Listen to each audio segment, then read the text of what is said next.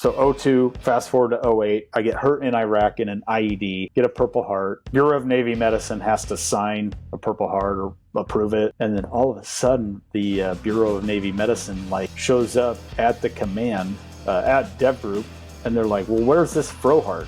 I was actually climbing Denali.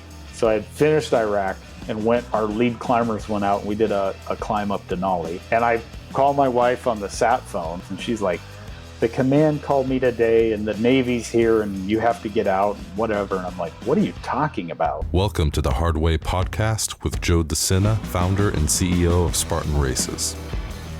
We're teaching you how to overcome your obstacles in your life the same way we teach our 10 million plus Spartans to overcome obstacles on the course. With insight from the smartest, most accomplished experts from every corner of the world. Get ready to elevate your life today. When battling brutal Spartan obstacles over a mixture of muddy miles and tough terrain, starting off on the right foot means any foot protected by the lasting comfort and proven durability of Mudgear socks. Mudgear started equipping Spartans over 10 years ago, and since then, they've perfected the art of protecting your most valuable race day assets. From the way they fit, to the way they wick and drain moisture, to their strategic cushion and venting, Mudgear socks are a must for any Spartan hoping to not just survive, but dominate the course. Endure longer and race stronger with Mudgear socks that are made tougher, just like you. Shop Mudgear at the Spartan store, at your next Spartan race, or right now at mudgear.com.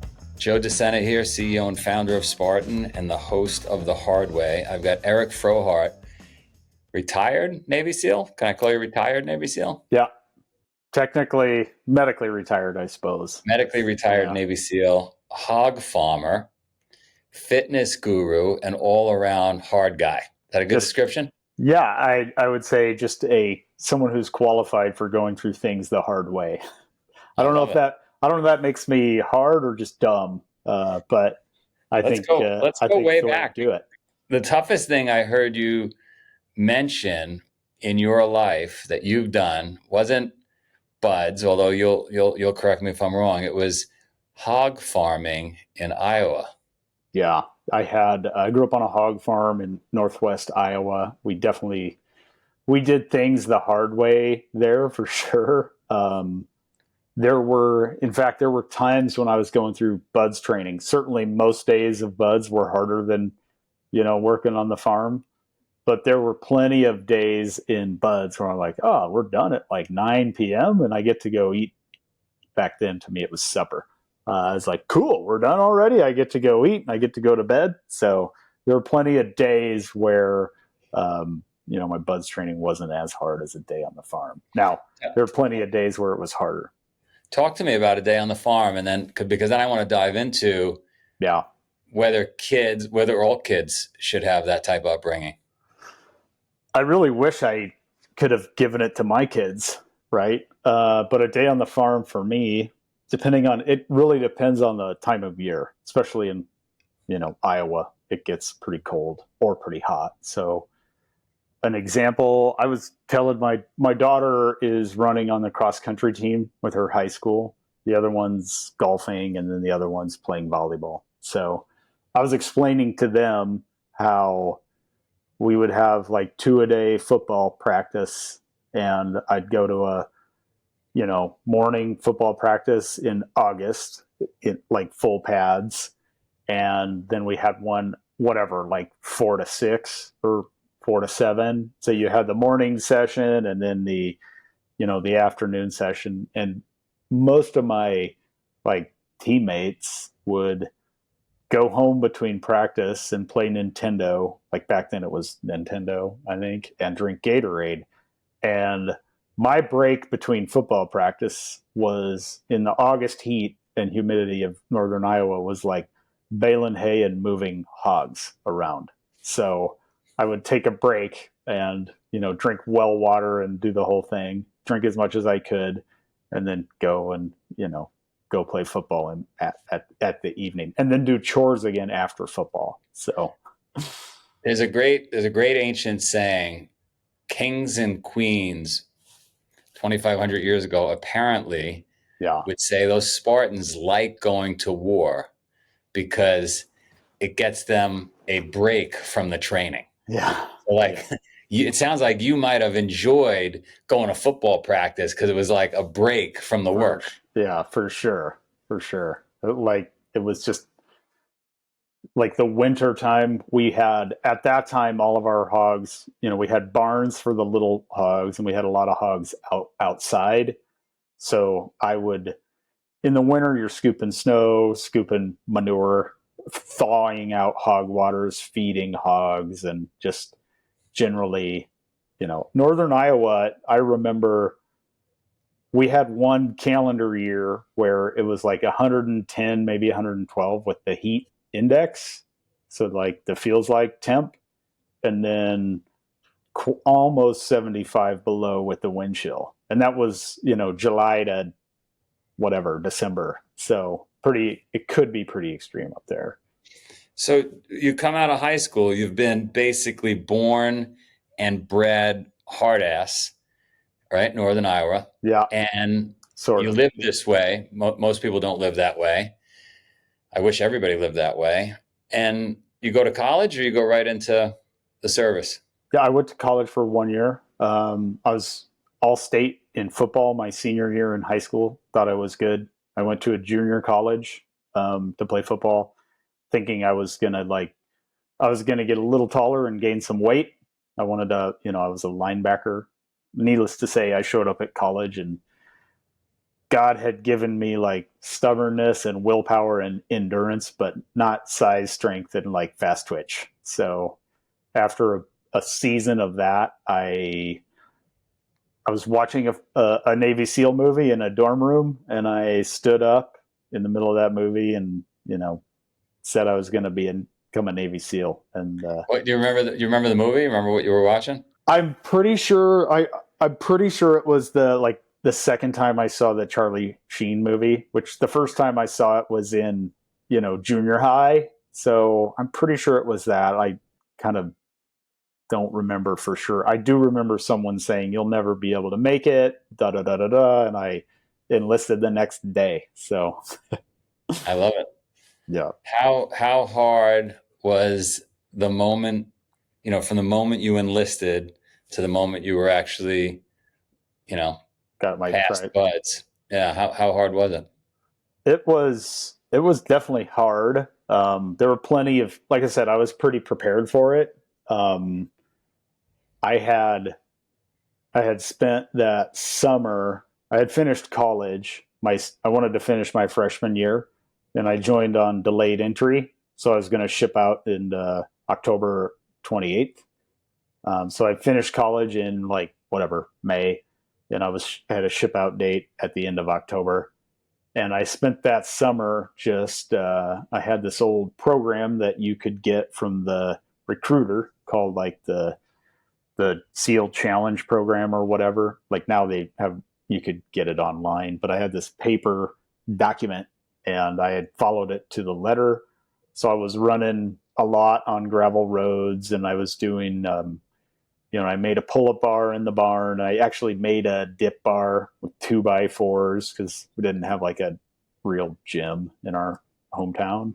So I made a dip bar, a pull-up bar. I did the running, and then I did swimming in the rec center, a little 50-yard pool. So 2 miles of swimming in 50-yard pool is a lot of laps. Anyway, do you remember what the recommendation was on a daily basis, what you had to do? So it was kind of progressive. You'd build up. So I actually looked at this program just the other day, and at one point, you did it was 6 days a week of 6 miles on gravel, which I was doing. And then at least I was doing 4 or 5 days a week. That was running, I'm sorry. And then 4 to 5 days a week of doing 2 miles swimming. And then they had this push-ups, pull-ups, dips, and sit-up kind of volume, which I was mostly doing in a barn and in between chores and stuff. So I say all that not to get how hard Buds was. I had done the work prior to, and I physically, I got lucky. I didn't get hurt. I made it through. I passed everything the first time, and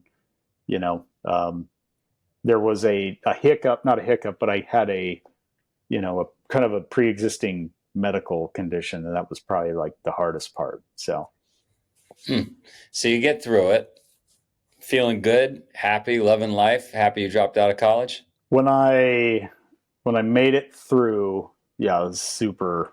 Obviously, I made it through buds. I have, like I was saying previously, I have like an unfortunate distinction of like having a kidney stone Wednesday night of Hell Week. Tell us about that. No, go deeper there. So yeah, I had like this pain in my side, and it was just kind of crippling me. Right? It's just I wanted to curl up in a ball, and obviously Hell Week, you're running nonstop, moving nonstop, and it really hit me. I think it was the night we do this event called the Steel Pier, and that's where you go in the cold water, and they only let you stay in the water for so long because of hypothermia tables. But to warm you up, you get out of the water and you lay on a metal pier, and they're hosing you down. So at some point, you're like, the water's better, right, than the metal pier with the hose. So it's like their sinister way of getting around the safety tables for the hypothermia tables for the water. And sure as heck, that's like right when it hit me. So I passed it, and I didn't know any better at the time. And maybe I was, like I said, maybe I was dumb, but made it through. But you were literally thinking as you're going through buds and folks around you are quitting, you're thinking, this is better than hog farming? Well, actually, most days of buds were harder than hog farming. There were a few days where it wasn't. But the thing I honestly think, you talk about community and things like that and not being anonymous. Two things. Like I had a big chip on my shoulder, right? Both my little brothers are taller and bigger than me, right? So I definitely had a chip. And I wasn't anonymous. I graduated high school with just like 30 people, and I'm in this small town, and everyone knew. Like, I joined the Navy to go be a SEAL, and I wasn't, I wanted to do it for myself, but I also would have had, I don't know if shame's the right way to say it, but I would have like, hey, they're going to hold me accountable, or they're going to know if I don't make it. And most of the kids that show up there are, they're from a larger town, just mathematically, or a city. So they're more anonymous. And meanwhile, like when I made it through Hell Week, there's a bank sign in town with a ticker thing. And there's this, congratulations, Eric, going through it. So I didn't have that, which is a good thing. I didn't have any anonymity, right? Everyone knew I wouldn't make it. I say that all the time with the death race, Yeah. Every year we put on that death race, whatever, a couple of hundred grandmothers die right before the race. I can't make it. My grandmother died. But as soon as we started telling people, like you said, that you have to get something printed in that local newspaper, grandmothers stopped dying. People started showing up because they'd be embarrassed if they didn't. So that accountability component is amazing for us humans. But there are people dropping around you. Yeah. What do you suppose was causing them to drop and you not? I heard what you just said about the accountability piece, but what was happening there? I think it's, so generally speaking, there's no one answer. Like people have their reasons and they're complicated. All I know is like our in-doc class, we had like 180, basically 190 people that started. And 6 months later, we had 19, right?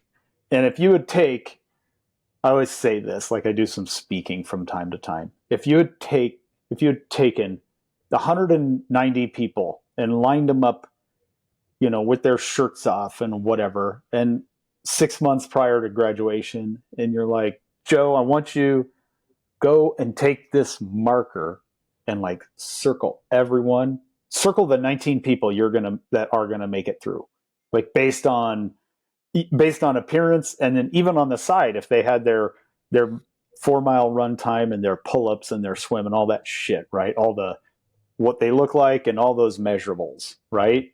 You maybe would have guessed a few of them, but you wouldn't have circled me. You wouldn't have circled at least half of us that made it. So I don't know, I don't know the answer to that. I know that there's no way to measure, whether it's heart or grit or chip on a shoulder or some combo of that or accountability, right? I had a benefit of growing up with very loving parents who also raised me to work hard, and I had a chip on my shoulder, and my whole town knew I was going there, right? So it was... You had a perfect finishing storm. Yeah, exactly. And I didn't know, I didn't see the ocean until I showed up at Bud's training, and I was the one person dumb enough to raise his hand when they're like, who's never seen the ocean before? I was like, oh, that's me totally. And then I had to go get surf torture to catch up for lost time. So anyway, awesome. I was very naive farm kid. I love it. When battling brutal Spartan obstacles over a mixture of muddy miles and tough terrain, starting off on the right foot means any foot protected by the lasting comfort and proven durability of Mudgear socks. Mudgear started equipping Spartans over 10 years ago, and since then, they've perfected the art of protecting your most valuable race day assets. From the way they fit, to the way they wick and drain moisture, to their strategic cushion and venting, Mudgear socks are a must for any Spartan hoping to not just survive, but dominate the course. Endure longer and race stronger with Mudgear socks that are made tougher, just like you.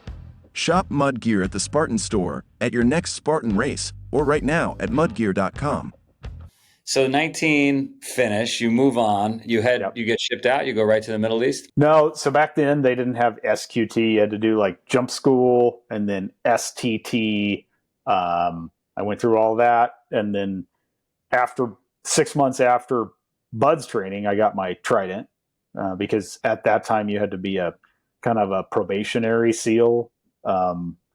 Then you get your Trident, and then I did a workup with SEAL Team 5, and then my first deployment was Team 5. We left towards the end of August 01, so a couple of weeks before 9/11. Supposed to be in Guam that whole time and kind of bounce around Guam and Australia, Thailand, Philippines, whatever. And then 9/11 happens and changes all that. So we were in Guam when that happened, and I would say a couple of weeks later, maybe a month later, we got sent to the Middle East. And I stayed at SEAL Team 5 for a little while, and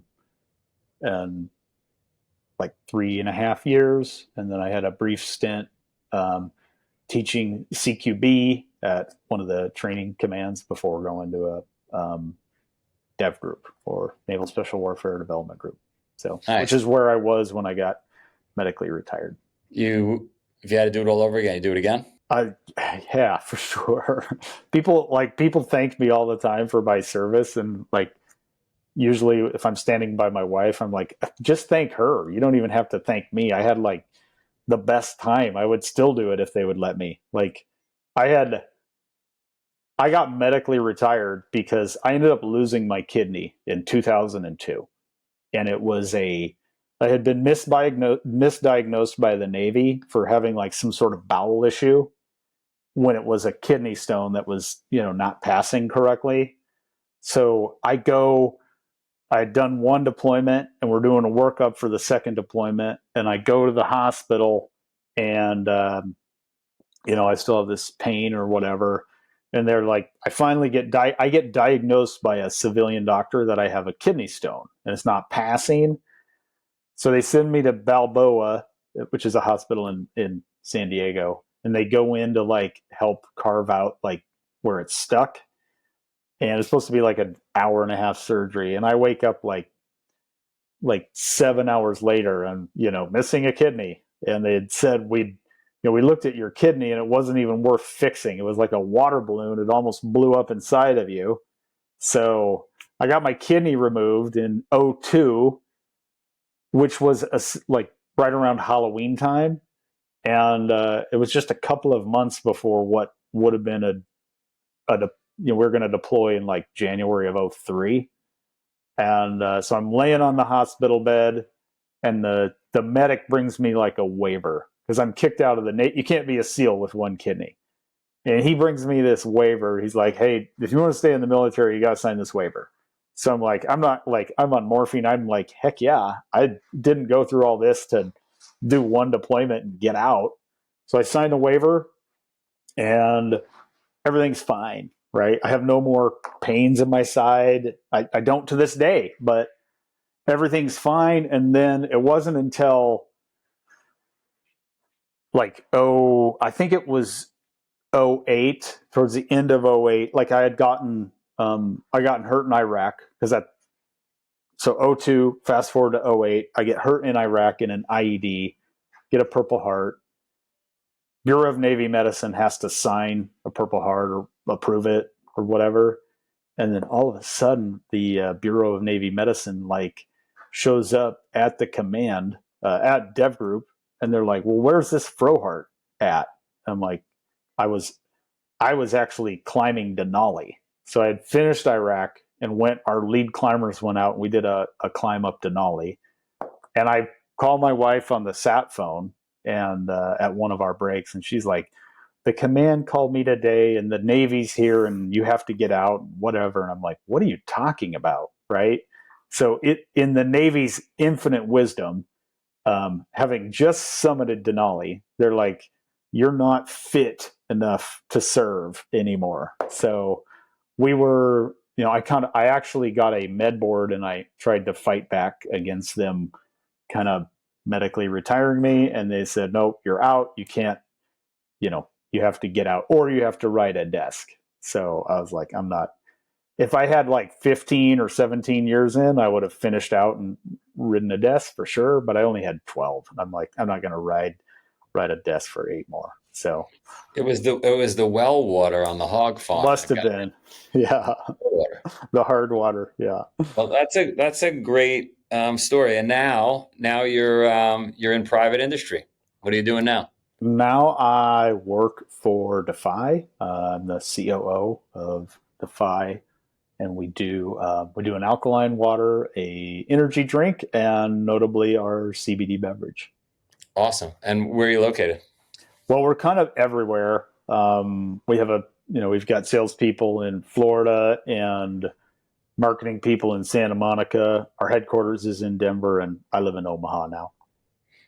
I'll tell you, you won't remember it, but I remember it when people used to all be in the same office. Yeah, and they worked together, and you could just walk over and see somebody. Oh, yeah, and you could tell they were working. Yeah. No, I remember it. I've done a few things since I left the Navy. I owned and operated a gun range in Denver, and then I worked at the NRA. And the thing when I ran the CEO for Strong First kettlebell training company, and we were very geographically distributed. We had instructors in 40 countries. And you'll probably remember this. This is before Zoom and Teams and all that. We were doing weekly virtual meetings. I had the Asia meetings and the Europe. We even had a guy in Africa, and then obviously North and South America, and all these because we're doing classes in 40 countries, right? And I was doing all that with GoToMeeting, the precursor to, I don't even know if that's around anymore, but we would use Go. It was called GoToMeeting. So no, it's a different world. It's a different world. Imagine if Navy SEALs said they were working from home, or pilots or firefighters, it would be difficult. I think it only, it depends on what you're doing, what industry you're in. And obviously there's no replacing that, person to person interaction. So no way. All right. Well, how do people find Defy? How do people find it? Yeah. You can look us up on our website, www.drinkdefy.com. We have a promo code for your listeners. They get 25% off, and that's SPARTAN25. And we will be at our CBD beverage will be at a bunch of your races. in September, October, and November and December. Awesome. And you can guarantee no kidney stones. Well, I can't. I'm not a doctor, and this isn't medical advice, but yeah. Awesome. Better than the well water. We can guarantee that. Yeah. All right, you're awesome. Thanks so much. Thank you. When battling brutal Spartan obstacles over a mixture of muddy miles and tough terrain, starting off on the right foot means any foot protected by the lasting comfort and proven durability of Mudgear socks. Mudgear started equipping Spartans over 10 years ago, and since then, they've perfected the art of protecting your most valuable race day assets. From the way they fit, to the way they wick and drain moisture, to their strategic cushion and venting, Mudgear socks are a must for any Spartan hoping to not just survive, but dominate the course. Endure longer and race stronger with Mudgear socks that are made tougher, just like you. Shop Mudgear at the Spartan store, at your next Spartan race, or right now at mudgear.com.